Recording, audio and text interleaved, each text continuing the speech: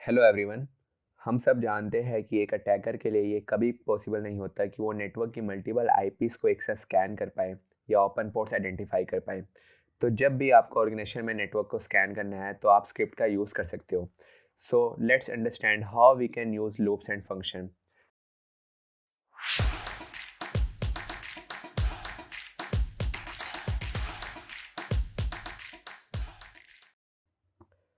सो अब हम अपना नेक्स्ट टॉपिक स्टार्ट करते हैं जो कि हमारा लूपिंग के ऊपर है।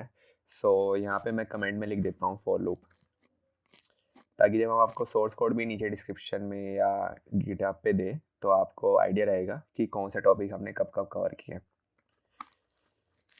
फॉर लूप स्टार्ट करने से पहले हम लोग इसके एडवांटेजेस के बारे में जान लेते हैं। किसी भी टास्क को हमें अगर बार बार एग्जीक्यूट करवाना हो तो उसके लिए हम लोग लूपिंग का यूज़ करते हैं। एक डेवलपर या फिर अटैकर को मान लो कि 1000 आईपीज़ है। अटैकर पॉइंट ऑफ व्यू से हम लोग जानते हैं अगर एक 1000 आईपीज़ की लिस्ट है और अटैकर को स्कैन करना हो तो वो मैनुअली 1 बाय 1 नहीं कर सकता। तो उसके लिए वो स्क्रिप्ट में फॉर लूप्स का या फिर फंक्शन का यूज़ करके अपने टास्क को ऑटोमेट और बहुत ही फास्टली वो एग्जीक्यूट करवा सकता है। अगर मैं पाइथन की बात करूँ स्पेसिफिकली तो पाइथन में दो तरह के लूप्स होते हैं। फर्स्ट होता है फॉर लूप एंड सेकंड होता है while loop. Other programming language में डू वाइल भी होता है बट पाइथन में ऐसा कोई सपोर्ट नहीं है डू वाइल का। यहाँ पे हम लोग जो भी करेंगे वो फॉर लूप और व्हाइल लूप की हेल्प से करेंगे। सबसे पहले मैं आपको बता देता हूँ हमें क्या क्या रिक्वायर्ड होते हैं इसमें अपना कोड लिखने के लिए। यहाँ पे एक फॉर सिंटेक्स होता है। सिंपल, बहुत ही सिंपल सिंटेक्स है, कुछ नहीं करना, आपको फॉर लिखना है। देन आपको एक वेरिएबल डिफाइन करना है आई इन रेंज। अब रेंज एक एक्ट लाइक अ जनरेटर है, ये एक जनरेटर की तरह है जो कि आप जो भी इसके अंदर स्टार्ट स्टॉप और स्टेप इंडेक्स डालोगे उसके बिहाफ पे ये रिस्पॉन्स करेगा। मैंने आपको बताया कि स्टार्ट स्टॉप एंड स्टेप, सबसे पहले वो भी देख लेते हैं हम लोग। तो जो रेंज फंक्शन है पाइथन में वो 3 आर्ग्यूमेंट लेता है। एक होता है स्टार्ट, एक होता है स्टॉप एंड एक होता है स्टेप।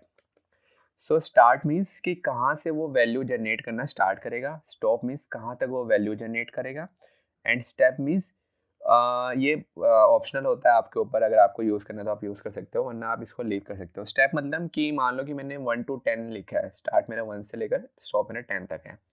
तो अगर मैंने स्टार्ट स्टेप में 2 लिखा है तो वो हर 2 नंबर प्रिंट करने के बाद वो 2 नंबर स्टेप स्किप कर देगा एंड उसके बाद अगला 2 नंबर प्रिंट करेगा। यहाँ पे मैं आपको एग्जांपल दिखाता हूँ देन थोड़ा बेटर अंडरस्टैंड होएगा। लेट्स सपोज कि मैंने यहाँ पे 1 लिखा एंड 1 से लेकर मान लो कि मुझे 10 तक नंबर्स प्रिंट करने हैं। मैंने 1 to 10 लिखा है एंड इसके अंदर मैं सिंपली प्रिंट के अंदर आई लिख दूंगा एंड अब मैं इसको रन करता हूँ।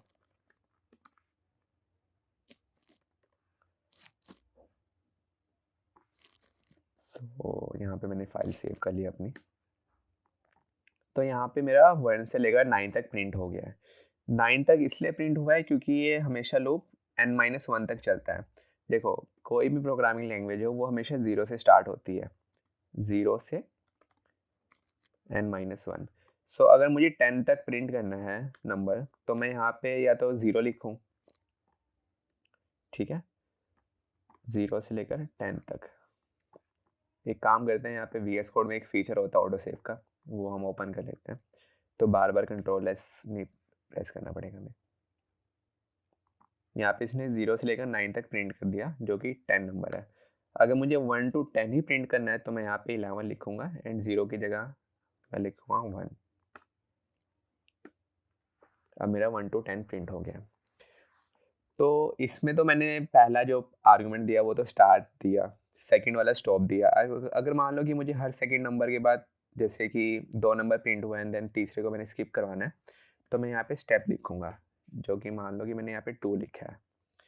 अगर अब मैं इसको रन करता हूँ तो देखो 1 मेरा प्रिंट हुआ, फिर सेकंड मेरा स्किप हो गया, थर्ड मेरा प्रिंट हुआ, फोर्थ मेरा स्किप हो गया। दैट मीन्स कि एवरी सेकंड जो भी नंबर आ रहा है वो मेरा स्किप हो रहा है, ठीक है। तो ये मतलब है स्टार्ट स्टॉप और स्टेप का। और भी इसके अलावा फॉर लूप में हम लोग कंडीशन अपनी डिफाइन कर सकते हैं, जैसे कि हमने लास्ट वीडियो में कंडीशनल स्टेटमेंट की बात की थी कि अगर कोई कंडीशनल इफ एल्स में ट्रू होती है देन वो मेरा लूप एग्जीक्यूट हो या वो स्टेटमेंट जो मैंने लिखा हुआ है उस कंडीशन के अंदर वो मेरा प्रिंट हो, तो वो भी हम लोग यहाँ पे डिफाइन कर सकते हैं। लेट्स सपोज यहाँ पे मैं उसका भी यूज़ करूँगा ताकि आपको रिकैप भी होता रहे कि हमने पीछे क्या क्या टॉपिक्स कवर किए। लेट्स सपोज कि आई मैं एक वेरिएबल ले लेता हूँ एंड इसके अंदर मैं 10 लिख देता हूँ, ठीक है। तो अब मैं लिखता हूँ if i is greater than equal to 10, तो मेरा जो फॉर लूप है वो चल जाए for I in range 1 to 5 and then print I and इसके साथ मैं else भी लगा देता हूँ। else के अंदर मैं सिंपल एक स्टेटमेंट लिखता हूँ कि I is not greater than और equal to 10, ठीक है। तो यहाँ पे मैंने कंडीशनल स्टेटमेंट का भी यूज़ कर लिया एंड फॉर लूप का भी यूज़ कर लिया। अब अगर मैं इसको रन करता हूँ अपने कोड को, तो यहाँ से मेरा देखो आई की वैल्यू यहाँ पे मेरी 10 डिफाइन है।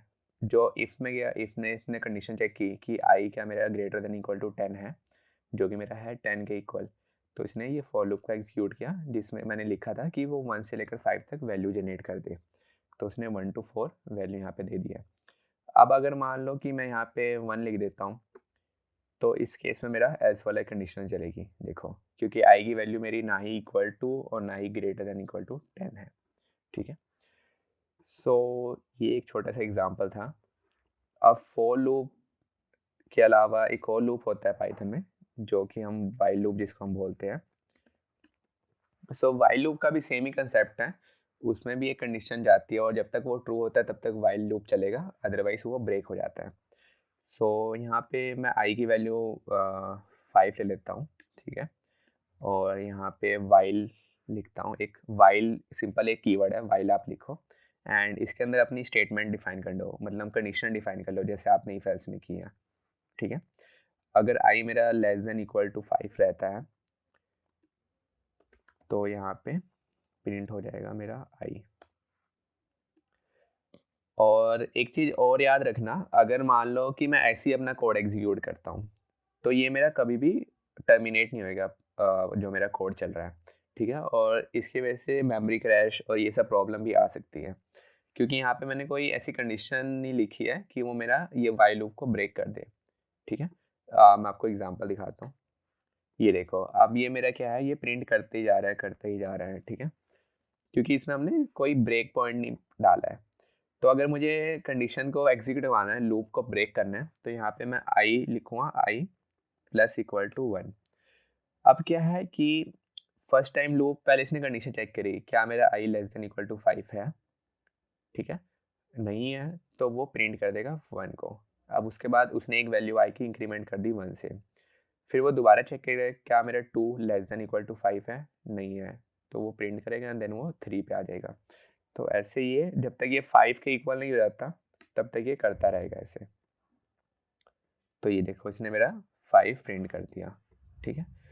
तो यही है सिंपल कंसेप्ट वाइल लूप का, ज़्यादा कुछ है नहीं इसके अंदर। और बाकी मैंने बोला था स्टार्टिंग में कि डू वाइल का कुछ कंसेप्ट नहीं होता पाइथन में।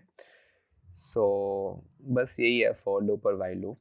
अगर इसमें आपको कोई डाउट हो तो आप कमेंट सेक्शन में हमें या फिर इंस्टाग्राम पे आप डायरेक्टली हमें डीएम कर सकते हो, फिर वहाँ पे हम आपकी क्वेरी ज़रूर लेके आंसर करेंगे। सो ये तो रही बात फॉर लूप की और वाइल लूप की। एंड इसके अलावा मैं एक और छोटा सा यहाँ पे चीज़ ऐड करना चाहूँगा। वो इसका तो पार्ट नहीं है फॉर लूप का, बट उसको भी जानना बहुत ज़रूरी है, उससे हमारा जो कोड है वो थोड़ा ब्यूटीफाई रहता है। तो चलो फॉर लूप का यूज़ कर लेते हैं, यहाँ पे हमारी थोड़ी प्रैक्टिस भी हो जाएगी।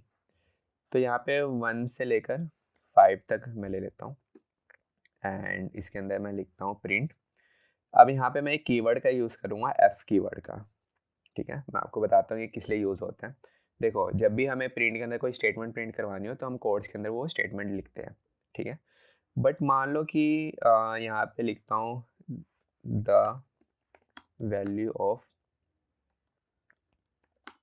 आई इज़, अब देखो यहाँ पे मेरा फॉर लूप में आई की वैल्यू मेरी 1 to 5 तक प्रिंट होएगी, ठीक है। तो जो आई की वैल्यू मेरी प्रिंट हो रही है वो डायनेमिकली प्रिंट हो रही है, तो मैं प्रिंट स्टेटमेंट में उसको हार्ड कोड नहीं कर सकता हूँ। तो यहाँ पे मैं एक एफ कीवर्ड होता है फॉर्मेट का, उसका यूज़ करके मैं प्रिंट स्टेटमेंट के अंदर जो वैल्यूज़ है उसको मैं डायनेमिकली पास कर सकता हूँ। जैसे कि मैंने यहाँ पे इफ़ डाला, यहाँ पे कर्ली ब्रेसेस के अंदर मैंने आई को डाल दिया यहाँ पे। अब अगर मैं इसको रन करता हूँ कोड को, तो देखो यहाँ पे मेरा प्रिंट हो रहा है the value of I is 1, the value of I is 2, ऐसी 3 4। तो ये जो वैल्यू जो कर्ली ब्रेसेस के अंदर जो आई है वो डायनेमिकली मेरा चेंज हो रहा है, ठीक है। तो एक ये छोटा सा कंसेप्ट था, इसका हम लोग आगे यूज़ करेंगे जब हम लोग नेटवर्क अपने सिक्योरिटी टूल्स डेवलप करेंगे या सेलेनियम या फिर वेब स्क्रैपिंग करेंगे, देन वहाँ पे इसका बहुत ज़्यादा यूज़ होता है। तो एंड इसके अलावा एक और कीवर्ड होता है, फंक्शन तो नहीं बोल सकते हम लोग, पास एक कीवर्ड होता है इसके अंदर। पास क्या करता है, मान लो कि मैंने एक फॉर लूप बनाया बट मुझे अभी इसका यूज़ नहीं है, ठीक है। तो मैं सिंपली पास लिख दूंगा, पास मतलब कि वो स्किप कर दे उसको। तो अब आप देखोगे जब मैंने कोड को रन किया तो इसने कुछ भी प्रिंट नहीं किया, क्योंकि नीचे कुछ कोड लिखा ही नहीं हुआ है।